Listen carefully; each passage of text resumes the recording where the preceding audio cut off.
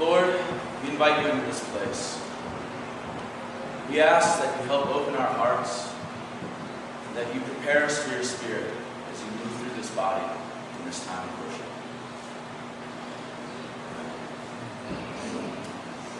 Every year we set aside one Sunday in which we celebrate all that the children bring to the church. We celebrate the joy and the vibrancy and the life that they bring to our community. By having them lead the worship service, we recognize the leaders they are becoming. And we recognize that by investing in these children, we are investing in the health of our faith community for the many years to come. In Matthew 18, Jesus says that we should be willing to leave the 99 behind just to save that one little one. So I take that as a challenge.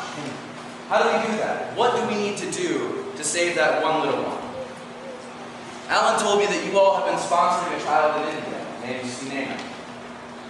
I worked for 2 years with an organization in India that did child sponsorship. It was a big part of what they did for the children in the community. And I cannot tell you how important that sponsorship is. I met a young man named Avinash who had been sponsored from the time he was 4 years old until he was 18. See, he came from a single mother home in the middle of the slums of Pune.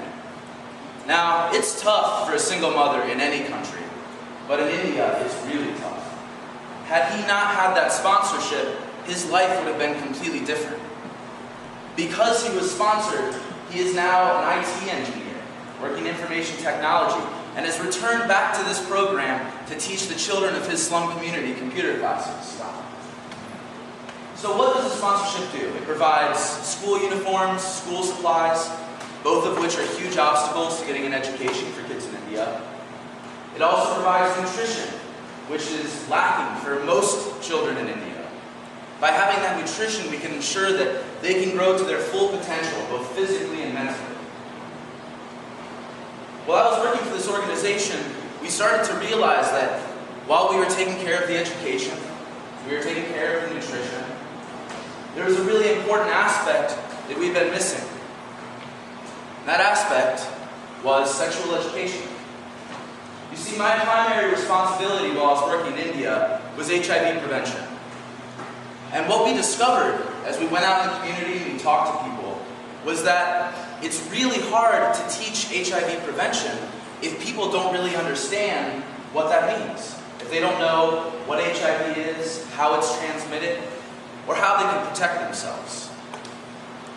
This kind of knowledge was missing in every layer of society. And part of the reason was, at a very basic level, in the elementary schools, there was zero sexual education. In fact, it had been banned for almost 10 years. Now, what was the reason for banning sexual education? It's the same argument that we hear a lot of times here in the States, which is that all they need to know is if they don't do it, they'll be safe. It's not a very good argument.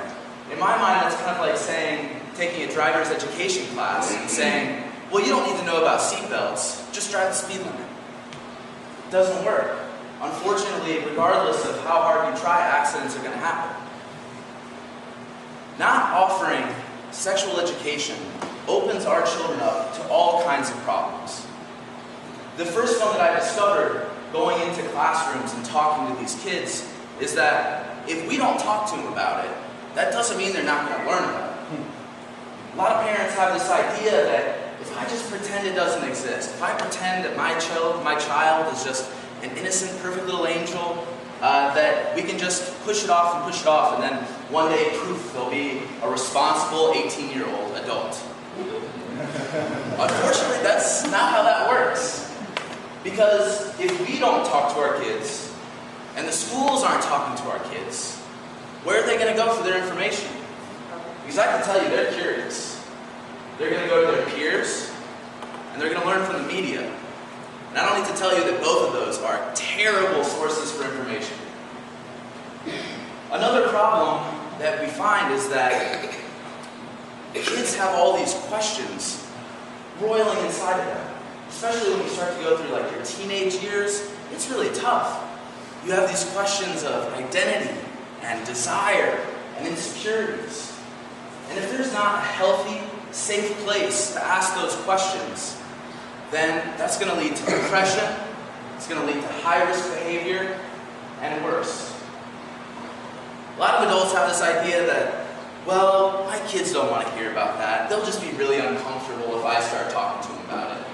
But the truth is, the kids want to talk about it. They are curious. It's the adults that get really uncomfortable. So I remember going into a classroom in India, and we were the first that anybody had ever talked about sex education in this classroom. These kids were blown away. So at the end of the class, we separated between the boys and the girls. I took all the boys, the female volunteers took all the girls. So now I have 20 kids surrounding me, practically stacked on top of each other, just dying to ask questions. And one of the most common questions that I would get, this happened all the time. I would have one little boy who would pull me aside, and he would just look terrified. Like this feeling of just like fear and anxiety on his face when he asked me, if I masturbate, will I die? I cannot tell you how many times I would see just this rush of relief come over their face, and I said, no, it's okay. That is the safest sex you will ever have in your life. Go to it.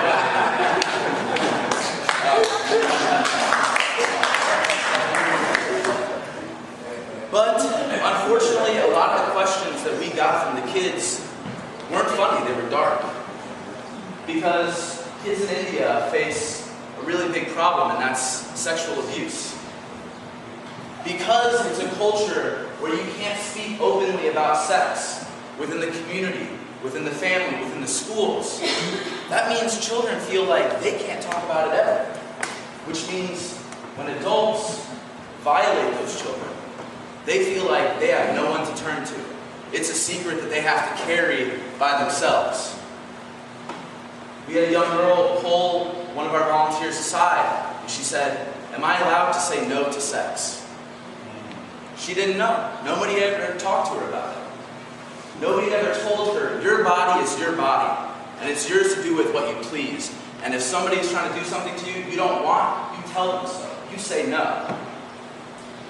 And that's a problem that isn't just in India, that's here in the States too. We don't realize how vulnerable our children are, even amongst each other.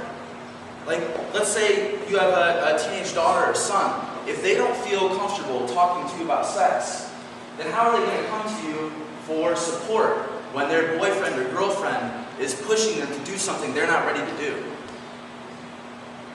Another big problem facing children in India is human trafficking. I met many young girls that had been manipulated or coerced or sold into sexual slavery. By preparing children through sexual education, we can make them less vulnerable to human trafficking. And again, human trafficking is not just a problem in India. In fact, it's a huge problem right here in Ohio. A lot of people think that, sexual or human trafficking it's other people. It's not people that look like my kids. It's not people from my community. But the sad truth is that 60% of people who are trafficked through Ohio are from Ohio. They are our young runaway girls. I saw those posters as I walked up to the service this morning. And I couldn't help but think, what if that's one of these girls? What if I'm looking at the face of a girl who is in human trafficking right now, being used as a sexual slave right now?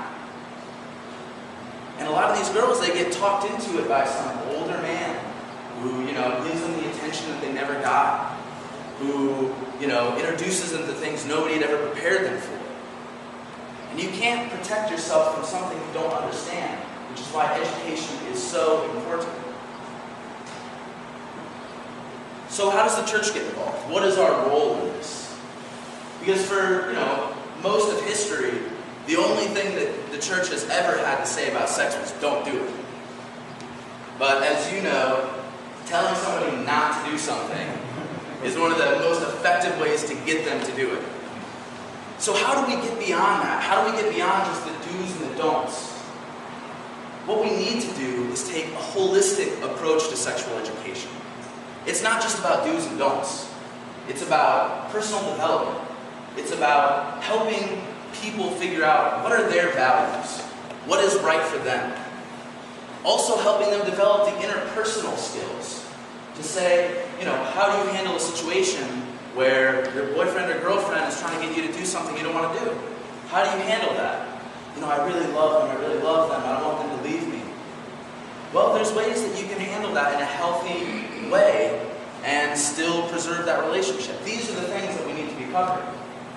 And should they choose to be sexually active, we need to prepare them how to be safe. Because even if we don't approve of it, even if we think you absolutely have to wait for marriage, that still doesn't mean we should let them take the risk of early pregnancy, STIs, HIV. Because nobody should have to suffer for the rest of their life for one decision, which is why it is so important to teach them all the options available, to fully educate them about themselves and their own bodies. Now, a lot of people, I think, would prefer to just have the schools handle that. It's sort of uncomfortable for us. Let somebody else handle it. But we can't trust the schools to do it because across the board, it's abstinence-only education. And in some places, they're going even more backwards than that. Just last week in Tennessee, they passed a bill which would punish teachers with fines or even jail time if they condone simple things like holding hands or hugging. That's how far backwards we're moving. So if the schools can't handle it, and most parents can't handle it, then it comes down to the church, to the faith community, to be ahead of the curve on this, to be investing in the health and well-being of our children. Now, as I said earlier, this is a scary topic, and a lot of people feel very uncomfortable doing it. Fortunately, a lot of people have already done the groundwork for us. There is a fantastic curriculum available called Our Whole Lives. And it's been used by the Disciples of Christ. It's been used by the United Church of Christ. It is a holistic approach to sexual education, which promotes values, dignity, respect, health, and well-being. And it's available from first grade all the way through college. I'm sure Alan will be happy to tell you with it. He's familiar with the program. You can have a facilitator in here helping to teach you how to teach your children. This Sunday, we've enjoyed all that the children bring to this church. But let us also commit to the health and well-being of our children. Because the decisions we make now in their education is going to be what makes them a healthy, responsible, and empowered adult in the years to come.